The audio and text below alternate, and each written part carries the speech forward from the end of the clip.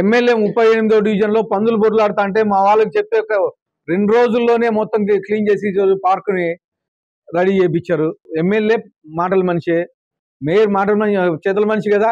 38వ division లో కోటి రూపాయలు ఖర్చు పెట్టి పందులు పడుకోబెట్టాడు.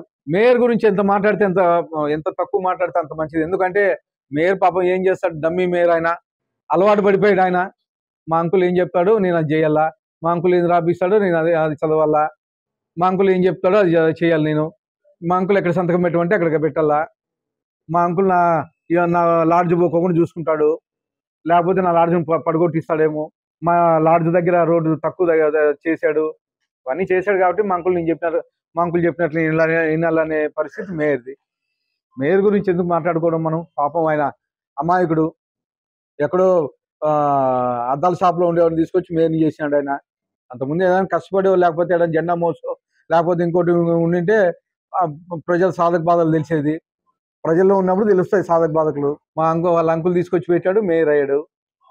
మొన్నటి వరకు 3 ఏళ్ళలో 4 ఏళ్ళలో కనీసం ఎప్పుడన్నా ఒక డివిజన్ లో వచ్చాడా? ఇప్పుడు నేను వచ్చానని చెప్పేసి నేను పరిగెడతా ఉంటే, అరే ఎమ్మెల్యే పరిగెడతాను నేను, మా అంకుల్ చెప్తాను కాబట్టి నేను రావాలా లేకపోతే ఎక్కడో అని చెప్పేసి మాట్లాడుతున్నాడు. కానీ ఇంతకుముందు ఎప్పుడన్నా అడగండి పబ్లిక్ లో, ఎక్కడన్నా ఒక డివిజన్ లోకి వచ్చాడా? మీకని తెలుసు కదా, విలేకరులు ఏదైనా పోయారా? మీరు ఏమైనా ఒక ప్రెస్ మీట్కో, లేకపోతే నేను ఈ డెవలప్మెంట్ కార్యక్రమం పెడతాను రాండి, లేకపోతే నేను భూమి పూజ చేస్తానని రానని ఎప్పుడన్నా మీరు వెళ్ళారు? మీరేమన్నా? మీకు అర్థమవుతుంది కదా.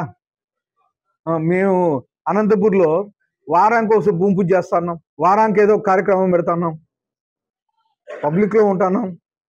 ఇవన్నీ చూసి ఓర్చుకోలేక పాపం అంకుల్ స్క్రిప్ట్ రాసిస్తే ఈయన వచ్చి చదువుతున్నాడు. ఆయన గురించి ఎందుకు మనం, పాపం అమాయకుడు ఆయన గురించి మాట్లాడుకోవడం చాలా ఎంత తక్కువ మాట్లాడుతుంది మంచిది.